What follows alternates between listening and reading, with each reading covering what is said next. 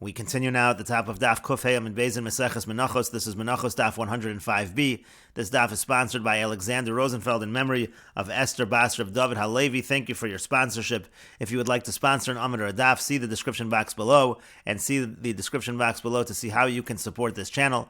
On the previous Amud, the Gemara brought the Mishnah which said, if the person says Peirashti, I specified what kind of mincha I was going to bring, but I don't remember what I specified, so he should bring from all 5 types of karban mincha. The 5 types of karban mincha are soles, machvas, marcheshes, and then mafeh has 2 types because mafeh can be chalos or it can be rakikin.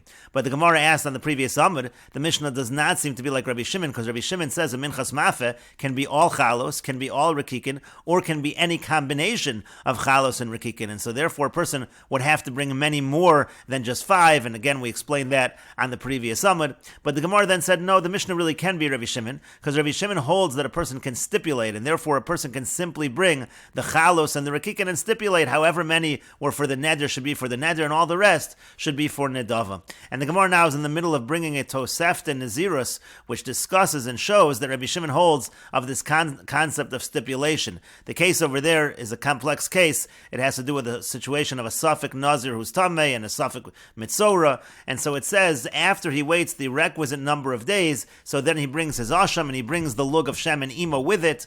V'omer, and he says he makes the following stipulation. Im Mitzorahu, if the person says, if he's a Mitzora, Zeu Hashamu, V'zelugo, this is his Asham, and this is the log Shemen for Mitzora. V'imla, but if he's not a Mitzora, so then Asham Zeh Yehei Shalmei Nedava, this Asham should really just be a donated Shlomim.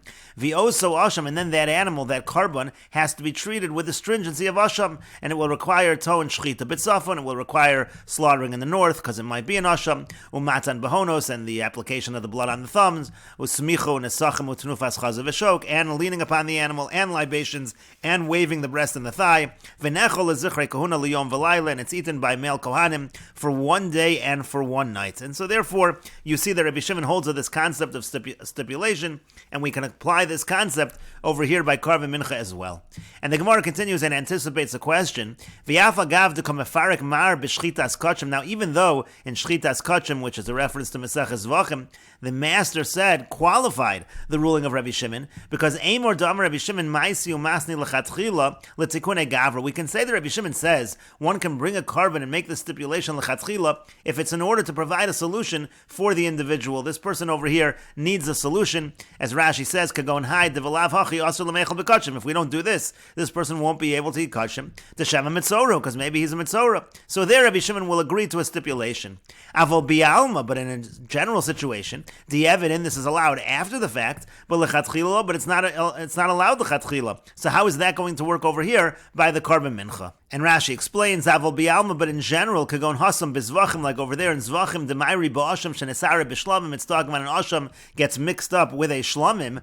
The Ka'amar Rabbi Shimon Hasam, Rabbi Shimon says over there, Kulan yochlu kechomer shabehen, you eat them with all the stringencies, sheyu kulan nechalim liyom v'layla, again, they're all eaten for a day and a night, kasham like an asham, v'kulan tu'unim smichu nesachim, and they require smicha nesachim, di'evin in lechatchila lo, that's after the fact, that's not lechatchila, and so therefore you'll argue that's not going to work. But the Gemara says, no, hani mili gabe shlamim, now that's true, that it's only b'di'evid by a shlamim, to come in ma'it bachilasan, that with these stipulations, you're lessening the amount of time that it can be eaten, you have to eat it according to the stringencies of both karbanos, and that's already more problematic. Dahavilu kachim lebeis hapsol. That's a situation where you're bringing kachim to possible disqualification. Now you're limiting the amount of time that the kachim can be eaten, and that can end up leading to disqualification and problems. Avol menachos, but over here, when you're making a stipulation by mincha, and that's not an issue, so afilu lechatchila, then it can be done even lechatchila, and therefore again our Mishnah can be following Rabbi Shimon.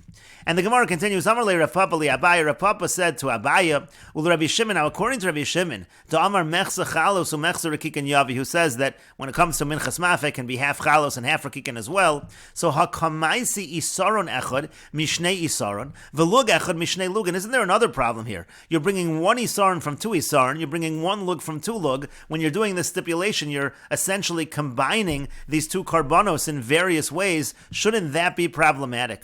Rashi here explains, Hakamaisi hashta isaron mizexas umizexas, because again the case over here is that he brings 10 chalos and he brings 10 rakikin, and the idea is he might have promised 10 chalos, then the 10 chalos will be for the neder. He might have promised 10 rakikin, then the 10 rakikim will be for the neder, or he might have promised a combination of the two, and so then you're going to have to take some from one part and some from the other part to fulfill the neder. That's mizeksas and mizeksas. V'kama arev shtei menachos b'hadi adadi. You're like mixing two menachos together in order for this stipulation to work. V'iu lo nader el chada mincha. Now he made a neder certainly for just one mincha here. Lasuye chad isar, and he was going to bring one isaron. V'chad lug and one lug is whatever type of mincha was supposed to be. Umiflagei lechalos urakikim, and then it was going to be divided according to chalos and rakikim. If that's the neder that he made, that's how it would have been done. But now you're taking not from one isaron and from one lug, you're taking from two isronos and from two lugin and trying to fulfill the neder in that fashion. Is that okay?